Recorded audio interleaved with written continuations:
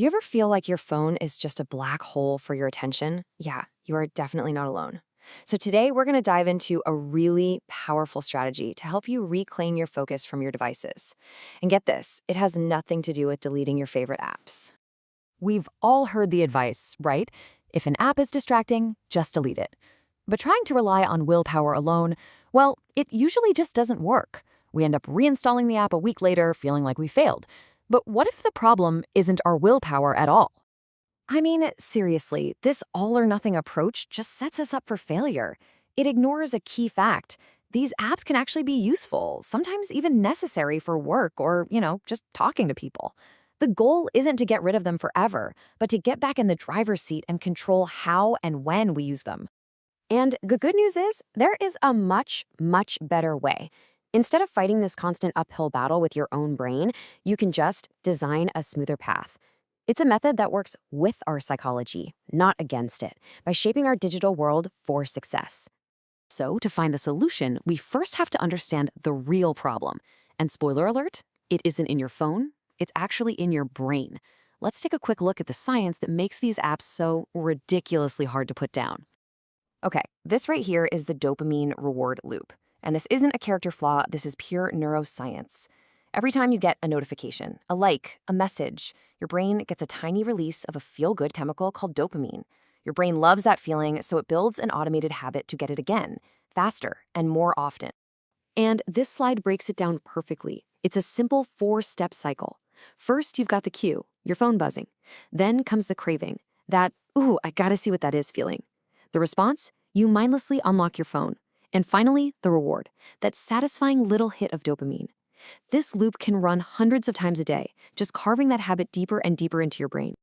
So, if we can't just delete the loop, how do we break it? Well, the answer is actually beautifully simple. We introduce a little something called friction. And this right here is the big aha moment of this whole explainer.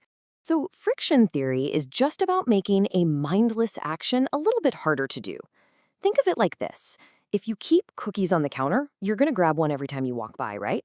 But if you move them to the highest shelf in the pantry, now you have to go get a chair to stand on. That small obstacle, that's the friction. It creates a pause, giving your brain a chance to ask, hey, do I really want this right now? And here's what that looks like on your phone. See on the left? That's the low friction setup. The app is right there on your home screen. It's a mindless, zero-effort tap. But on the right, just hiding the app in a folder creates a small obstacle. And that tiny little delay? That is everything. It interrupts the automated habit and creates a moment of pause where you get to make a conscious choice.